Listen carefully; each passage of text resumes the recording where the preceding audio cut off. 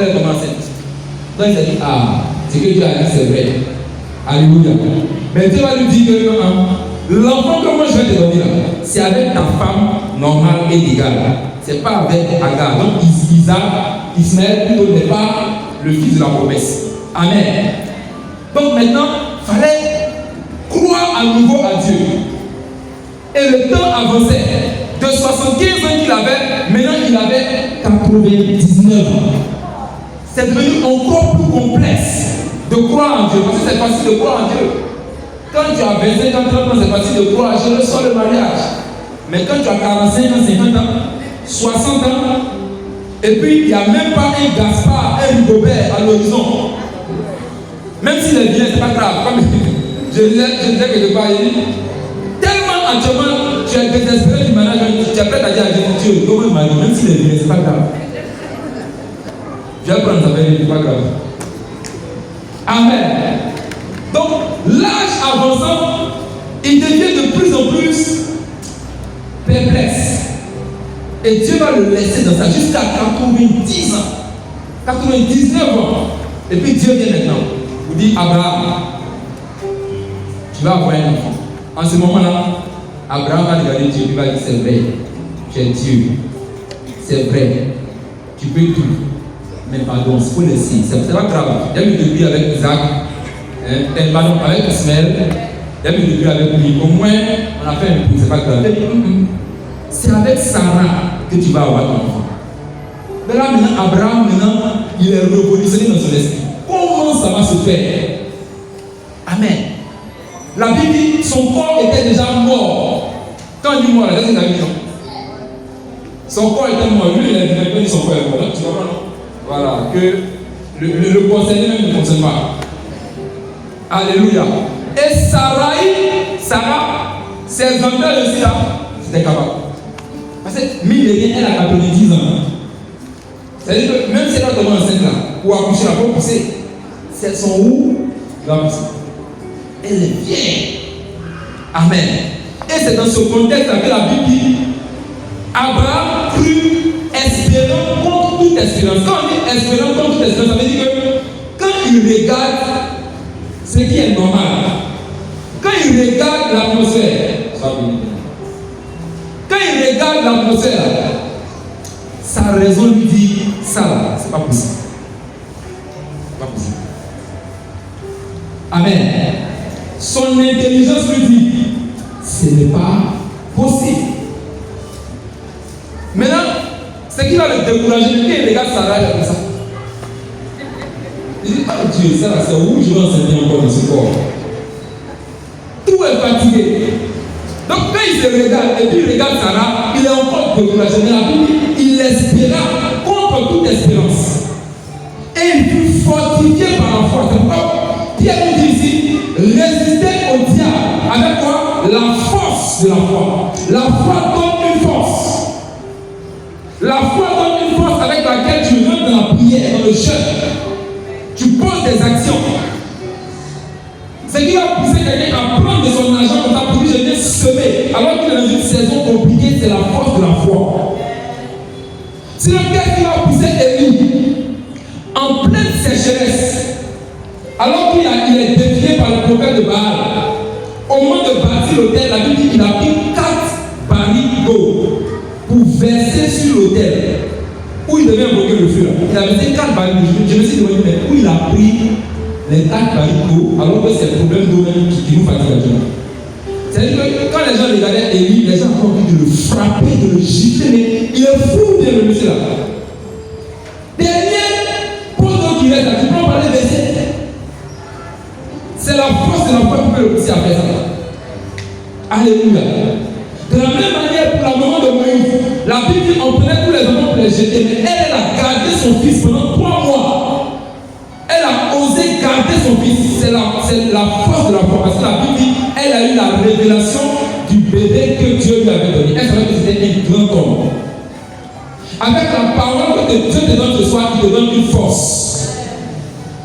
Avec laquelle maintenant tu es censé résister au diable. Parce qu'il avait te dit, toi comme ça tu peux t'élever. Regarde ta vie en 2024, il ne faut pas écouter ces trucs-là. Il ne faut pas écouter le prière, mon fils de prêcher, mon petit Jésus. Hey, sois logique, sois cohérent. Regarde ta vie. Hey, attention. Et puis ta vie. Amen. Peut-être que tu laisses le point de faire ton engagement, on t'a dit, gaz est fini, facture est fini, on dit, pétrole est fini, le riz même, tu n'es pas pour l'envoyer. Mais c'est là qui nous a donné un engagement. Le noyau va attendre. Alléluia. Il va venir attaquer la parole. Il va venir attaquer la parole. Amen. Comme quelqu'un pour qui on prie, et puis après la prière, maintenant, les gens vont se déclarer. C'est fait. Bénis le Seigneur. Quand il dit c'est fait, ils sont partis à la maison. Maintenant, lui, dans son coin, il se fait. C'est fait là, c'est ça qu'il a besoin. Ça là, c'est pas encore fait. Et puis lui seul, il fait naufrage avec sa foi. Amen. Il dit résister avec la force de la foi. Parce que si tu n'as pas su identifier la force de la foi, comment on va prier, on va proclamer, on va faire comme si, mais étant à la maison, chacun prend sa voiture, chacun prend son bagage, chacun prend sa route, et puis chacun se va dans sa réalité. Avec quoi tu vas résister là-bas? Donc tu dois saisir la parole. Et c'est avec elle que tu vas résister. Alléluia. Amen. Il dit résister avec la force de la foi. Car vous savez tous que tous vos frères de par le monde sont en but aux mêmes souffrances. Mais j'aime le verset 10. Après que vous ayez souffert un peu de temps, le Dieu de toute grâce, lui qui dans le Christ vous a appelé à sa gloire éternelle, il vous rétablira lui-même. Tu n'as pas dit amen. Il va rétablir tes affaires. Il va rétablir tes finances. Il va rétablir ton entreprise. Il va rétablir ce business qui est tombé pendant 2024. Il va rétablir ça. Il va positionner ça. Ensuite, il dit, il vous affermira. Il va te rendre ferme. Il va t'affermir. Il vous fortifiera. Et le dernier, c'est 2%. Il vous rendra inébranlable.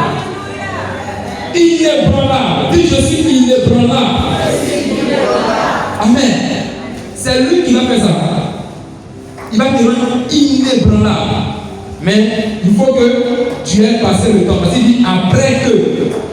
Après quoi? Après que tu sois resté sort, que tu aies veillé et que tu aies résisté avec la force de la foi. Alléluia. Voilà un peu avec quoi nous rentrons dans cette nouvelle saison. Voilà la parole qui nous est donnée et voilà en même temps l'instruction en même temps qui nous est donnée. Faites très attention à tes rendez-vous et à tes rencontres en cette période. Faites très attention à ceux qui vont t'appeler puis c'est comme on a assis un temps, on va bien, on va poser un peu, c'est la fête. Faites très attention. Faites très attention parce qu'il te faut être à l'écoute de la voix de l'esprit. Il te faut être sort.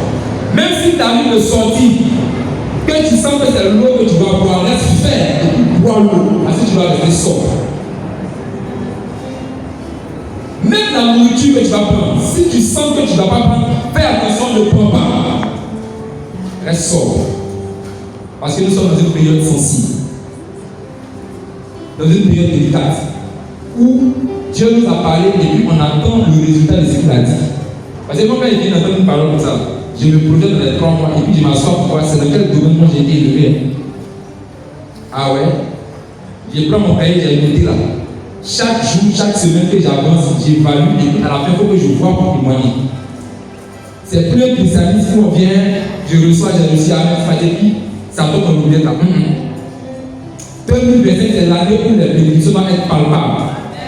Où les prophéties seulement ne restent pas en l'air. On a fini de parler de les passés. La prophétie doit prendre chair. La parole doit prendre chair. Elle doit se faire homme. Elle doit manifester. Quelqu'un dit amen à ça? On n'est plus distrait maintenant. On n'est plus dans le christianisme émotionnel. On est maintenant dans la réalité spirituelle. Parce qu'il a dit, l'enfant là, aussi longtemps qu'il est un enfant, l'héritier là, il n'est pas différent d'un esclave. Ce qui est à lui là, c'est géré par des gens. Nous, on arrive au stade où pour nous, on ne peut pas être géré par les gens. Nous, on veut gérer ça. Où l'argent qui doit rentrer là, ça doit sortir quand on a décidé que ça sorte. Pas quand une circonstance vient faire sortir ça. Une maladie bizarre vient faire sortir. Tu finis de payer toutes les analyses de vie. Analyse de la vie, il n'y a rien à mettre ailleurs. Mais tu as fini de dépenser. Et puis, on a chuté comme on dit, si tu n'as pas pris le tu vas mourir. Paye avec ton argent. Et tu es dépôt son vie. Quand tu t'es parti, tu vas se donner. Que tout critère de voleur soit dévoré dans cette saison au nom de Jésus-Christ. Amen. Alléluia. Pour revenir au premier verset, verset 6 que j'ai lu. Abaissez-vous sous la main puissante de Dieu. La clé est la pause. Abaissez-vous sous la main puissante de Dieu. Abaissez-vous, ça veut dire quoi? Ça veut dire restez docile à l'Esprit de Dieu. C'est lui qui est la puissance de Dieu. Restez docile, abaissez-vous, soumettez-vous à lui. Soyez docile à l'Esprit Saint. La Bible dit Jésus-Christ, qui était de condition divine, il n'a pas revendiqué son droit à être traité comme l'égal de Dieu, mais il s'est fait esclave, homme, obéissant. Donc il s'est soumis lui-même. Vous vous rappelez qu'au Gethsémani, il a prié. Il savait que le Père exauce. Quoi qu'il demande à Dieu, Dieu va lui donner.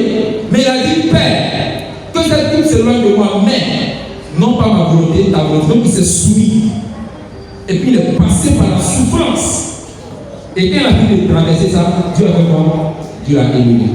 Peut-être qu'actuellement tu as humilié dans ton travail.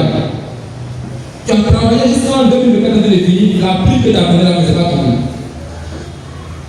La promotion que tu attendais, les gens même avant que ça arrive, on te salue, ah Dieu, forcément c'est toi. Tout le monde sait que dans le village, c'est toi qui penses. Quand c'est tombé là, c'est tombé ici. Ou non, alors que toi tu es parti par Dieu.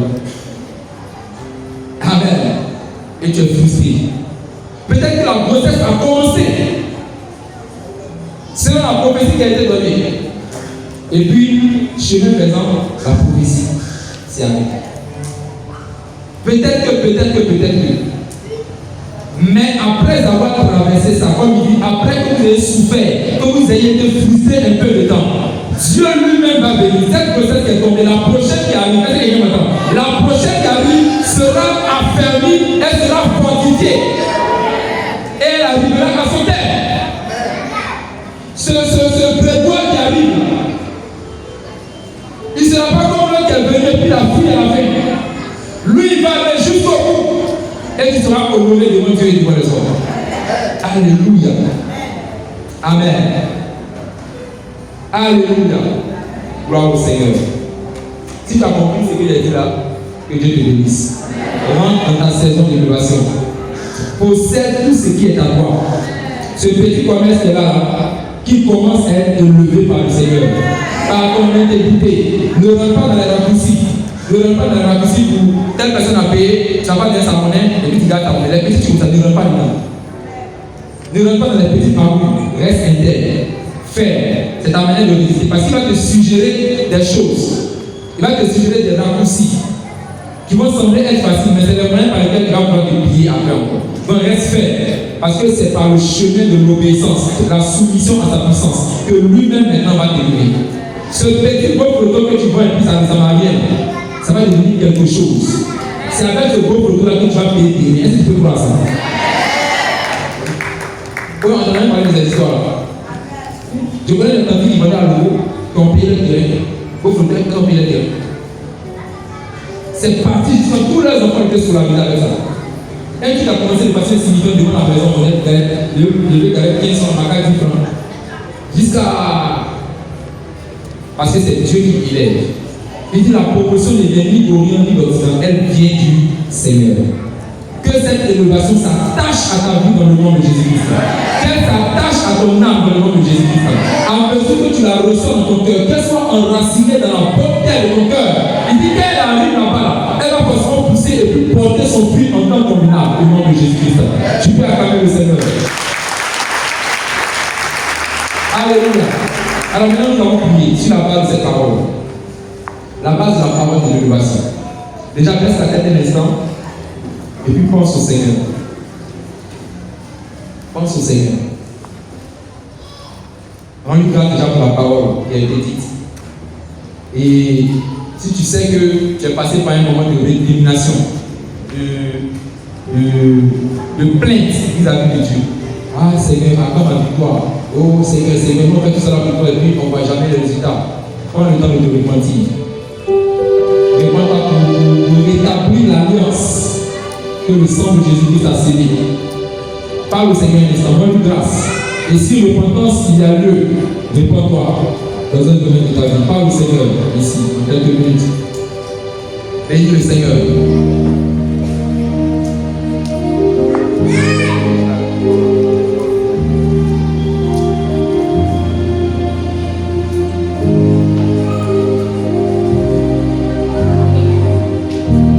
Bénis le Seigneur, bénis le Seigneur.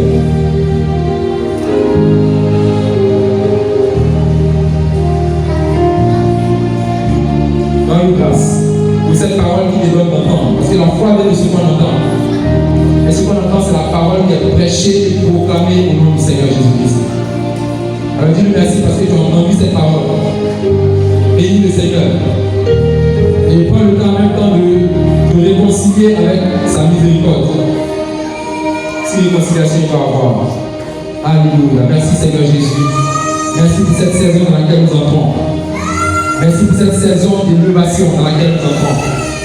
Merci pour ta puissance qui vient pour nous élever parce que tu as marqué ce temps comme étant le temps de notre élévation. Tu as marqué cette saison comme la saison de notre élévation. Et nous voulons te rendre grâce et te bénir. Pour ta parole qui est de activer cette promesse, cette grâce dans nos vies, dans le nom de Jésus-Christ. Gloire à toi Seigneur. Béni sois-tu Seigneur. Est-ce que le peuple peut acclamer le Seigneur et se bénir pour nous?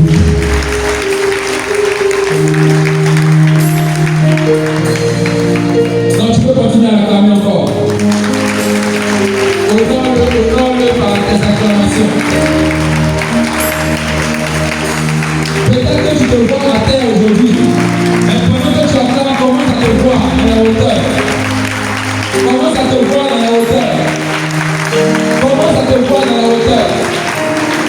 Commence à te voir dans la hauteur. Commence à te voir dans la hauteur. Commence à te voir dans la hauteur, dans la hauteur, dans la hauteur. Toi qui étais à terre, couché à genoux, ton business à genoux, ton foyer à genoux, tes entreprises à genoux, pendant que tu acclames, vois ça élevé, vois ça debout, non pas par la main de l'homme, mais par la puissance de Dieu, par la puissance du Saint-Esprit. C'est lui qui élève. Alléluia. Le cœur peut t'aider à venir à ce temps prophétique. Lève la main, bénis le Seigneur, bénis le Seigneur. Bénis le Seigneur, bénis le Seigneur. Gloire à toi, Seigneur.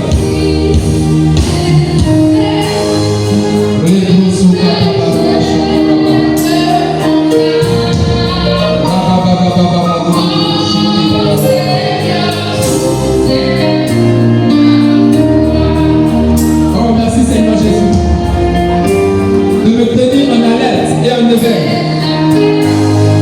Je ne fais pas partie de ceux qui seront dévorés par le diable en cette saison d'élévation. Mon élévation ne sera pas dévorée par le diable. Mon élévation ne sera pas dévorée par les agents des ténèbres.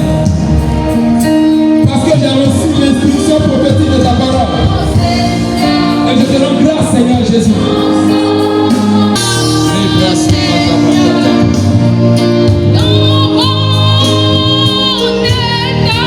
Lève les mains, chante avec le cœur.